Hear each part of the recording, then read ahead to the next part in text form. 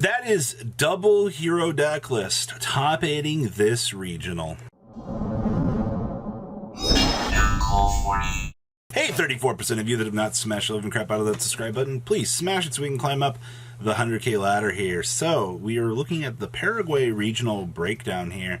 And, you know, you're going to see a lot of the tails that you've seen pretty much for majority of this format, where you have Tier being the buff Chad deck in the room. You know, only the best players that want to play mirror matches all day will play that deck, right? Yeah, okay. Not surprised. All right, the deck has maintained its foothold in the format for a very long while here. Now, for the second highest represented deck, technically, is Flandres. Flandres, I mean, was very budget friendly for a little while. Obviously, you know, the deck still plays functionally the same way that it's done for so long. I am not surprised to see that this has one of the highest seeded representations out of this. Though it is interesting, you know, coming through like regional weekend through YCS, Flander has been like on a decline for a little while. So it is kind of nice to see. Now, at the same slot here, we also have double hero decks. Now, when we go through and we talk about these deck lists, it is very nice to see heroes getting the chance to shine.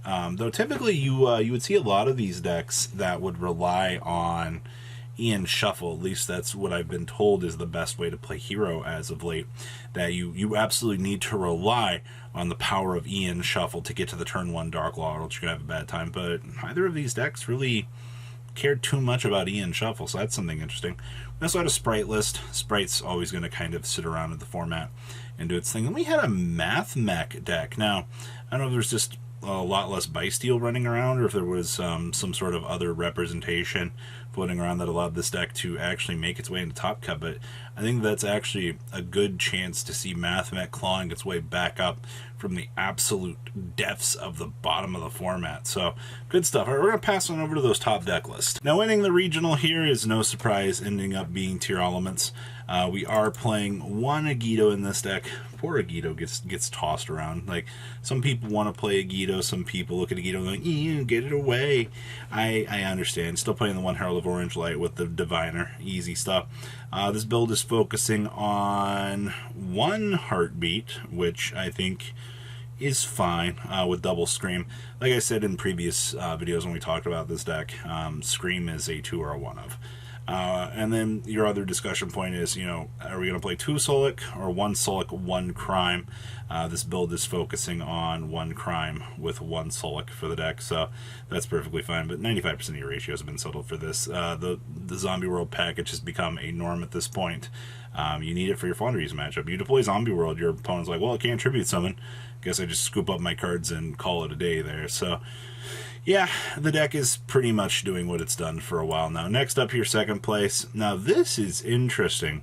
We have Gamma in Tier Elements. That's something that maybe like the very early stages of the format that you would have put back up on the drawing board for consideration, but that is interesting. Still one Agito in this bad boy, alright.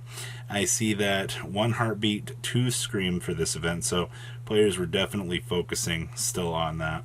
And of course, we're playing double Talents in the main deck, which is nice. The first place list did not play Talents, but honestly, I feel like it comes down to playtesting options. Do you want to focus on Talents to some degree, or what's the go-to game plan there? I think this works either way. Talents is an amazing card. Like, either way, for the rest of your for your tier list, they pretty much are standard across the board. Talking about tier for this long hurts my poor brain. Next up, we have Sprite. Wow, Sprite made 3rd place here. Now, straight off the bat here, still doing the Nimble package. Still one of each of the negates. We have Fenrir in the main deck as well, so we're going to still be focusing on the power that Fenrir brings us. Side deck down there is where you're going to see your gimmicky cards, as I'm going to call them for this video.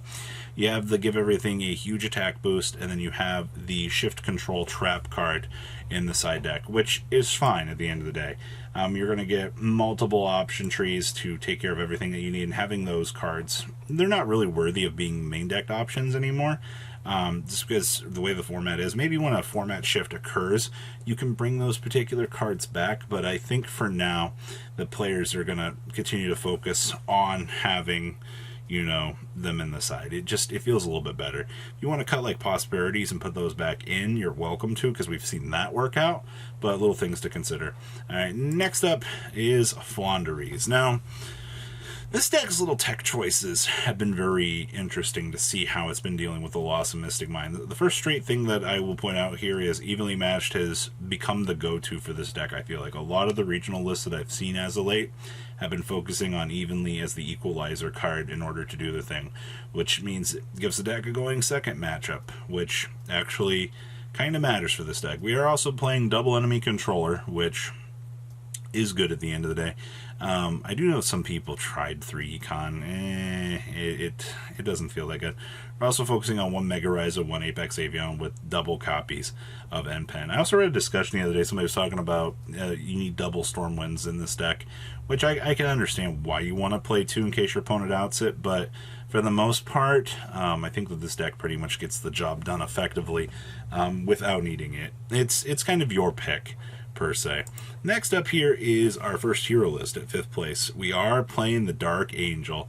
Oh man, I will give credit where credit is due. It is very nice to see the Dark Angel continues to be one of the more hilarious cards this deck gets access to. We're also playing 44 cards.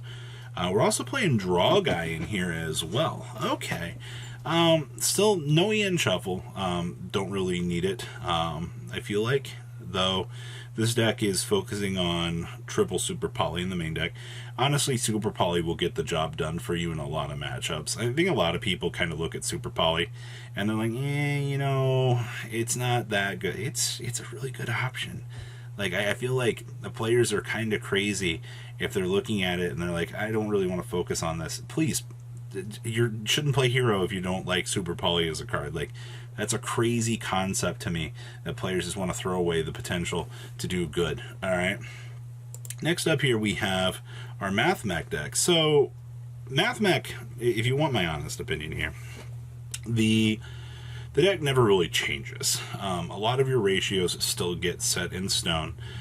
You kind of decide do I want to play like an extra super factorial? Do I want to play the other trap card in the deck as a 1-up?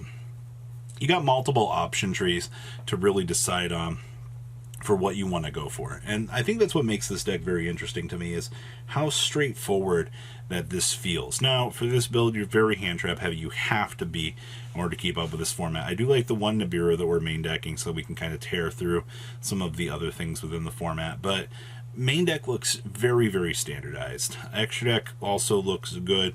And then side deck is exactly designed to do what it needs to do. I don't have much knowledge on how you math mech, but you know what? Final Ligma is a busted card when it comes through to win the game. Next up is going to be our secondary Flaunderies list. Well, this looks exactly like what we just saw. Minus, actually, I do see that we are playing Double Dimensional Fissure in this list. If you kind of noticed, everybody was like, oh my gosh, like Dimensional Fissure is going to put Flaunderies ahead of the rest of the format. Most of the people don't even care about Dimensional Fissure at this point. Like, if you see it, you see it. I mean, most of these decks have cut Necro Valley back down to the side deck. There hasn't been much of an opportunity or really a chance to really care about that. And while, those particular cards are good, they just continue to get shuffled on down further into, the abyss. So it's definitely worth kind of taking note of that. Now, for the rest of the deck, very, very standardized yet again. I'm not surprised to see the numbers and ratios that we are seeing presented from this. So, good stuff. I'm glad to see that, Flaunder did perform up to the standard of this tournament, which I think is good. Next up is our other hero list. Now, this one is not focusing on Super Poly, which is very interesting. We're also main decking Droll and Lockbird, and we are playing the Evil Hero package. A lot of people have kind of tossed the Evil Hero package aside. I don't think it's necessarily a bad thing to play. I do feel like at certain points, it can add into the bricks, but it definitely... It has its purpose. Also, 49 cards for this list. It really is turning into, you put all the good hero cards into a deck, and you kind of have it function, which is kind of nice.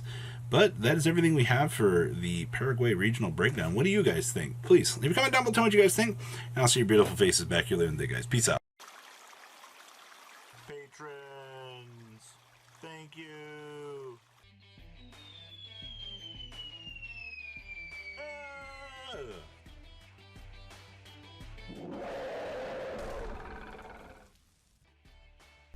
Thank you so much for watching. Check out these other videos.